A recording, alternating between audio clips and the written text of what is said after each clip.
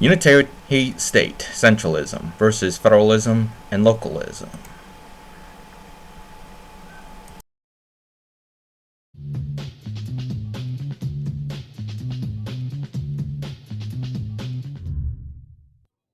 Imagine a country where the people are divided over what some government policy should be. Half favour policy A and half favour policy B. Whichever policy is implemented, only half the people will get to live under the policy they want, and there doesn't seem to be much the government can do about it. However, suppose that in the western half of the country, a small majority favour policy A, while in the east, a small majority favour policy B. By splitting the one country into two, each can choose a different policy, and immediately more than half of the people get to live under the policy they want. And those in the minority can more easily migrate if they feel strongly enough about it. Within each of the two new countries, the same principles apply. By splitting them up further, each small region, city or community can have its own policy, based on what the majority of people within that small region want. This way, even more people get to live under the policy they want, and migration becomes even easier because everyone is closer to a border. With many small countries, some of them may reject both policies A and B and go for policy C instead, or policy D, increasing diversity, choice, and competition between countries. People can start to see the impact of each government policy in practice. Good policies will be copied and spread as people see what works and what doesn't. Two countries that have the same policy on one issue might have different policies on another issue.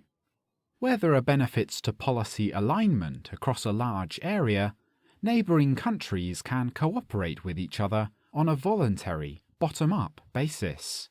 There is no need for them to surrender their sovereignty or merge their political institutions. Smaller countries have further benefits. Votes become more meaningful, and political campaigns become cheaper. In large countries,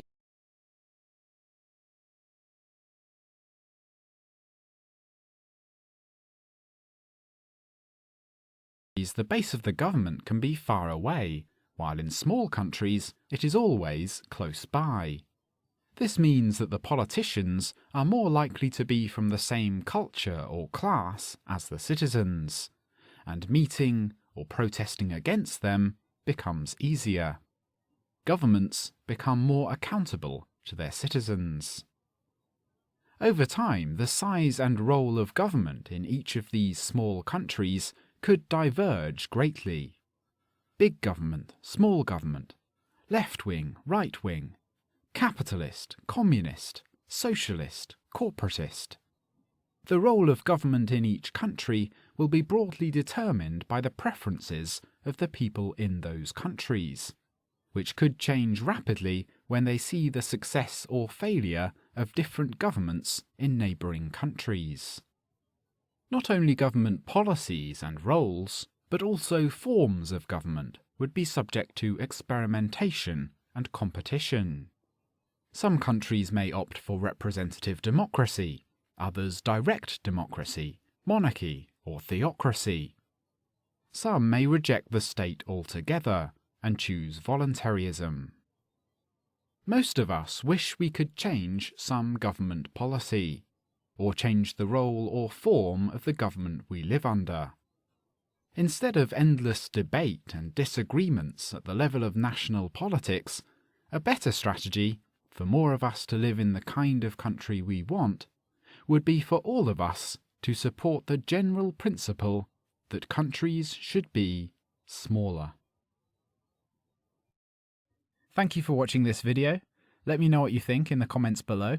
I now have a page on patreon.com, so if you'd like to support this channel and help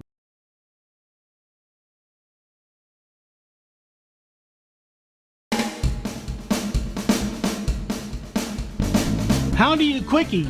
An interesting problem in mathematics is the handshake problem. If a number of people are in a room and they shake hands with everyone else once and only once, how many handshakes are there all total? If 2 people are in a room alone, it's just 1 handshake. 3 people do 3 handshakes, 5 people do 10 handshakes, 10 people do 45 handshakes. This gets out of hand pretty quickly.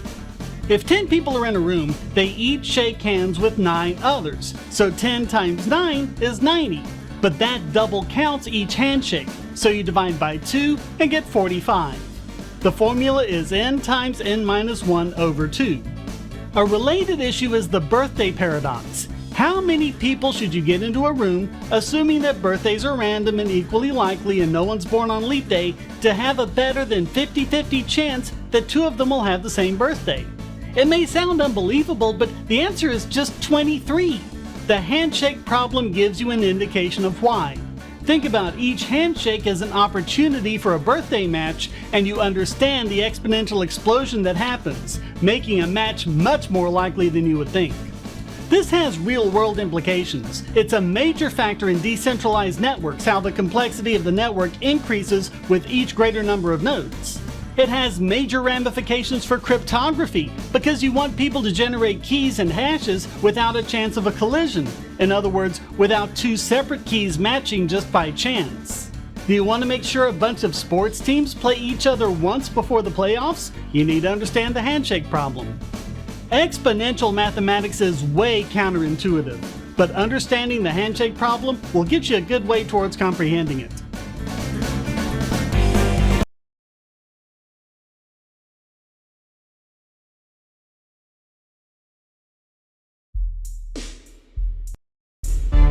Is it good to have so many quickies? We've talked about economies of scale. Did you know there was such a thing as diseconomies of scale? Probably not, since politicians really don't want you to know that these exist. There are actually disadvantages that both firms and governments accrue when they get too big, and this results in increasing per unit costs. Economies of scale will be a benefit up to a point, but beyond that you just get too big. One reason is the difficulty of a large number of people communicating efficiently. If you remember the handshake problem from the last quickie, you know that this increases geometrically as you get more and more people involved. At some point, the difficulty of all of them communicating will counter any advantages you get from your big size. You also get a lot of duplication of effort. With a small firm, this really isn't an issue, but once you get thousands of employees, you end up with people and even entire departments working on different solutions to the same problem, unaware that someone else in the firm is doing the same thing. There's also something called the Ringleman effect, where individual members of a group become less productive as the size of the group increases. Also, things just get top-heavy as you need more and more managers and bureaucrats to try and keep control of everything. This will be good up to a point, but beyond that you're just spending so much on managers you're not getting as much production out of the deal. We've seen plenty of cases where governments and large corporations have been unable to change with the times, trying to keep the inertia of their old business model going because it's just too difficult to shift to the new way of doing things. Politicians and pundits only want you to know about economies of scale, both for how they can supposedly manage the economy and also how larger companies will supposedly dominate a free market competition. But neither of those are true. There just comes a point where you get too big and try to do too much. So universal healthcare will never be efficient, and no big multinational corporation will be able to compete with a smaller company that's more efficient. Economy of scale only works up to a point.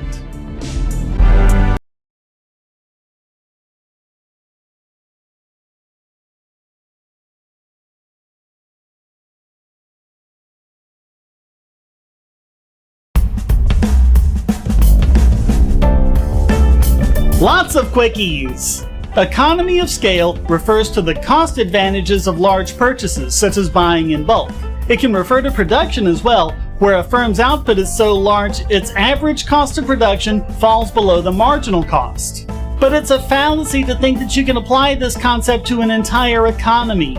Socialists, for example, believe they can make programs like universal healthcare work because of economies of scale, when in reality they make the system so unmanageable they invariably resort to some form of rationing. The reason why is that healthcare isn't a single product or service. Any country will experience an economy of scale with, say, insulin because there's a significant portion of the population that has diabetes. But you have a problem when you have people with more rare diseases.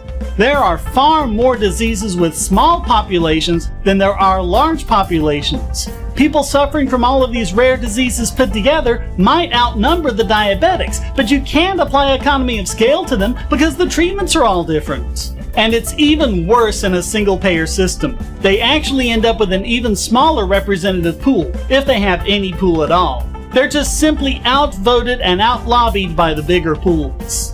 To make matters worse, most of us as individuals exist in overlapping pools. We need some treatments that can be generalized to a large portion of the population and thus can benefit from economy of scale, and need some more unique treatment as well. This applies to most public policies, not just healthcare.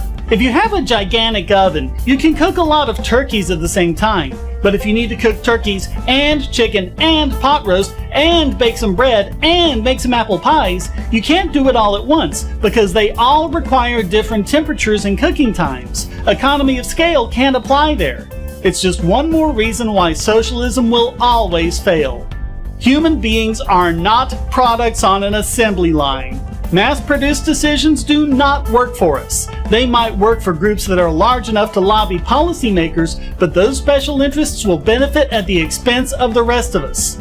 And there really is no way to change that other than just getting the government out of it. Please support the Substack blogs, America vs. Europe and the World, and Arguments Against Leftism. Here's my social media link tree, which I ask that you keep archive.